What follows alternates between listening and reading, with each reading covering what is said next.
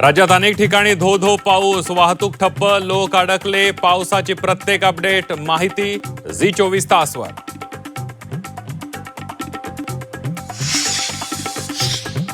मुसळधार पावसामुळे इंद्रायणी नदीच्या पुराचा आळंदीला वेढा.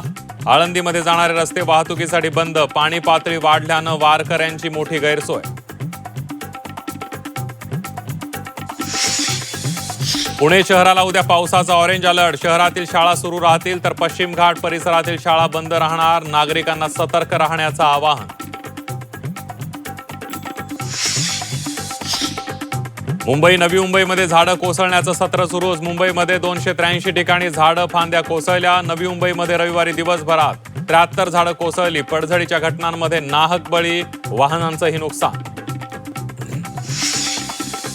झाडं कोसळून 4 बळी गेल्यानंतर मुंबईत आता धोकादायक झाडांवर सूचना फलक लावणार. सदर झाड धोकादायक, इथं थांबू नका अशा आशयाचे फलक लावणार असल्याची महापौर रितू तावडेंची माहिती.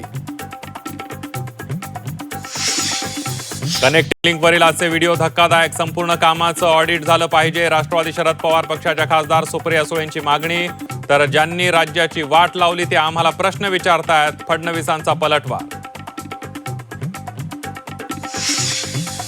नाशिकमध्ये उद्या ढगफुटी सदृश्य पावसाचा अंदाज. 300 मिलीमीटर पर्यंत पाऊस होऊ शकतो. मुख्यमंत्री देवेंद्र फडणवीस यांच्याकडून नाशिककरांसाठी अलर्ट.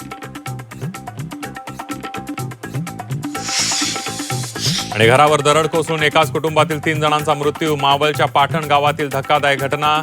एक महिला थोडक्यात बचावली.